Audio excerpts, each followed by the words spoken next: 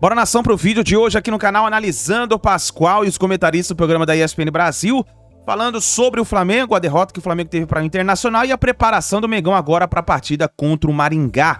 Já chega deixando o like, se inscreva no canal, ative o sino das notificações e vamos pro vídeo de hoje. No final vou deixar aqui a minha opinião. Créditos do vídeo, canal ESPN Brasil, link na descrição. Vamos para as notícias do Flamengo.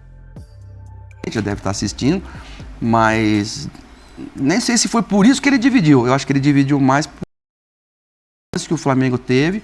E o jogo, perder para o Inter lá em Porto Alegre, não é nenhum absurdo. Tem uma diferença entre essa derrota para as derrotas que estavam acontecendo com o antigo treinador, né? Hoje, pelo menos, o Flamengo ele faz sentido em algum lugar. Você olha a ideia de jogo de começo, você entende as alterações, por mais que você discorde de uma ou outra, é um Flamengo que, mesmo derrotado, faz sentido. Tem organização, é isso? Sim. Eu achei um bom jogo. Eu acho que não, assim, é fatalidade do futebol. Fatalidade do futebol. O Silas tem toda a razão, e o Silas dentro do campo via tudo isso e está retratando aqui pra gente. Para mim, o goleiro está um passo à frente no segundo gol, o Santos. Ele está um passo a mais, né? Porque ele vai e não volta. O que ele cria a perspectiva pro Maurício bater. O Maurício sai do banco e resolve o jogo pro Internacional. Tem mérito do treinador nisso também, né? Agora, quando o treinador fala, olha, vamos dividir isso, o jogador não pode escutar nada, o jogador não pode, alguém não pode dizer para o jogador que eles também não estiveram bem em alguns momentos. O Gerson finalmente estreou no time do Flamengo. É a reestreia do Gerson. Jogou bem. Jogou bem. Agora, o Flamengo tem o mesmo problema dos últimos tempos. O poder de marcação do Flamengo é quase que nenhum. O Flamengo joga com jogadores de saída, né? Não tem um cara para marcar. Eu já expliquei aqui 1 milhão de vezes, vou voltar a falar. Se você colocar exposta a defesa do Flamengo, veja o lance final do primeiro tempo, que o alemão sai no contra-ataque. O lateral direito do Flamengo perde a bola, jogou bem. Não é porque ele perdeu aquela bola. Não, o Wesley jogou bem. O moleque jogou bem. E é novo, é menino também, né? Perdeu aquela bola, deu o contra-ataque no final do primeiro tempo, quase foi gol do Internacional. Só não foi porque a bola amarrou no campo. Quando o alemão gira o corpo para ficar na perna esquerda, a bola amarra no campo. Só não saiu gol por isso. Por quê? Porque estava exposta a defesa do Flamengo. O Flamengo sai com todos os jogadores saem. Se você levar em consideração o avanço do time do Flamengo, o Flamengo chega sempre com muita gente no ataque.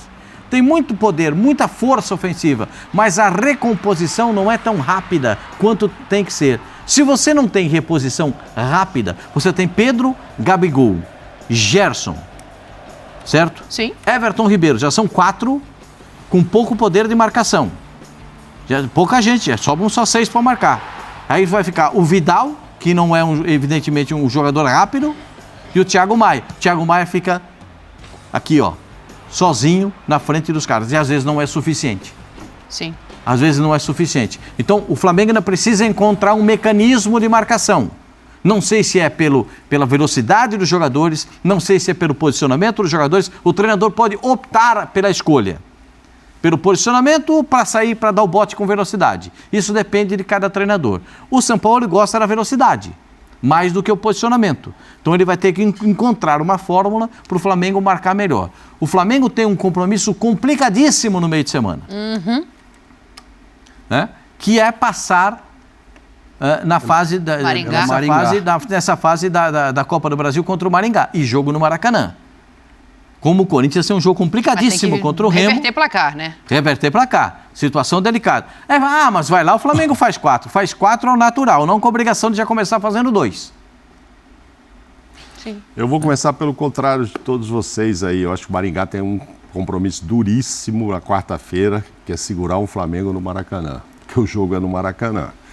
É duro pro Maringá, meu filho. Não, mas é duro pro Flamengo também, tem jogo. Lógico que é, tem jogo. Acho que vocês estão sendo muito cruéis com o goleirão, com o Santos. Cara, eu acho que ele sai naquela bola para fechar ali, ver o que vai acontecer. Quando ele vê, não dá mais para voltar. E aí o Maurício é de uma felicidade, porque se ele bate rasteiro ou não sei o quê, o Santos estava adiantado ali, fechando o ângulo. Aí o Maurício acerta uma bola, um golaço maravilhoso. Acho que foi o primeiro jogo grande esse ano que o Alan Patrick não foi o grande nome, né? Hoje, dessa vez, foi o Maurício que saiu do banco. Mas o Alan Patrick jogou bem também. Não, né? joga não bem foi o todos destaque, os jogos, exato. Tá Não, o Maurício foi o destaque e tal. Parece até que teve um torcedor que ficava gritando. O Maurício é muito querido lá, gritando para o Mano colocar o Maurício e tal. No final, o Mano deu até o bonezinho dele de presente lá para esse torcedor. Mas ele iria colocar o Maurício, claro, não foi o torcedor que o convenceu. Olha lá, ele sai, cara, olha lá. Dá tempo de voltar? Ele volta, ó, se bate rasteiro, ele estava ali, qualquer jeito. É que o cara acertou a la Silas, né? Daquele toquinho que o Silas gostava de fazer, aí lá, na gaveta, cara, assim. Acho maldade falar que ele falhou, mas vi muito nas redes sociais, muita gente dizendo que ele falhou. Vocês estão com a maioria nesse caso. Com relação ao São Paulo falar em contundência, ontem a gente teve muitos números iguais. Teve gente que achou que o Inter foi muito faltoso. Ele fez 14 faltas, o Flamengo fez 13. Finalizou 16 vezes, o Flamengo 16 vezes. 4 no gol, 2 no primeiro tempo, 2 no segundo tempo, os dois times. Teve muita coisa igual. O que o São Paulo fala é de grandes chances. Vamos ver lá. Aquilo ali, ó. Ações na área rival. Flamengo 25 e o Inter 19. Então, no momento, você fica assim, você vê o lance, o Gabigol, uma chance aqui, uma chance ali. O Keylor também pegou bolas boas e tal. Ficou parecendo que o volume do Flamengo tinha lá 64. Até pela posse de bola, né? Quase o dobro. Exato. Mas a impressão é que ele estava mais na área toda hora. E aí o São Paulo fala, tivemos 10 chances de marcar, mas faltou contundência dos atletas. Ele empurrou para os caras. Isso aí que você perguntou nos vestiários, aí no vestiário, eu não sei. Mas eu acho que o São Paulo tem tamanho para fazer isso. Mas é a chegada, né? Mas, enfim... É a chegada, né? Mas a gente não estava falando que precisava de alguém para chamar a atenção desses jogadores, que eles estavam se achando donos do Flamengo. Eu acho que o São Paulo ele faz muito bem de colocar, porque ele não ofendeu, não desmereceu nenhum jogador. Ele colocou que os jogadores poderiam ter rendido mais. Não joguei bola, hein? Tô só pitacando aqui. Mas você tá certa. Mas em geral, assim, eles dividem um pouco a culpa, né? Eu errei também, não fiz isso, fiz aquilo.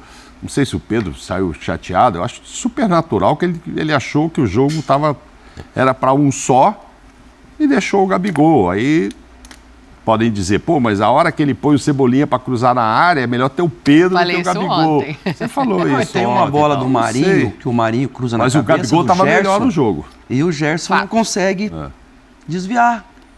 Tava dentro do gol ali também. E tinha um jogador do Inter dando condição, o Gerson estava quase na linha da pequena área. Ele errou o cabeceio. E aí você vê, eu ouvi gente falando, mas o Marinho não entrou bem. O Gerson faz o gol, você já vai falar. O Dudu também não jogou bem, deu assistência pro Arthur fazer o gol. Sim. Então muda tudo quando a bola entra, um passe. Sim. Né? O jogo que foi muito igual, podia aqui, ter sido 2-1 pro outro lado, pro Flamengo. É isso que eu quero dizer. Justíssimo que tenha sido pro lado do Inter. Coloca o Inter num patamar interessante, né? Porque o time que joga bonito lá é o outro, né? Segundo o treinador, Segundo o Renato, é o outro, né? Mas, enfim. Mas o Internacional tá até partindo fora do que é o Mano Menezes. É um time muito ofensivo. Porque tem muita gente boa na frente. Tá sobrando até o Maurício aí, que agora de volta, eu não sei onde ele vai encaixar.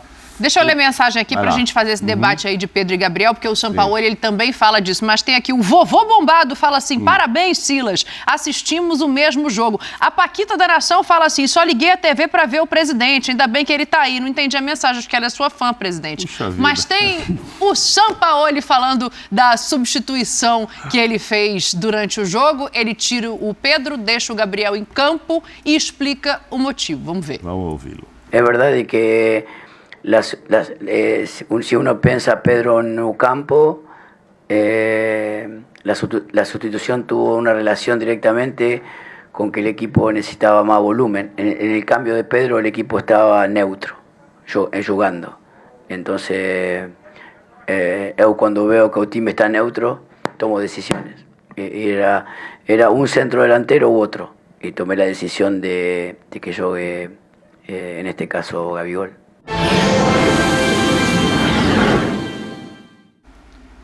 Números para ver o que achamos desta substituição e pensar se vai rolar uma disputa, né? Porque ele já deixou claro que não é todo jogo que ele vai conseguir entrar com os dois atacantes, principalmente depois do Gabriel falar na gestão anterior que queria jogar lá centralizado.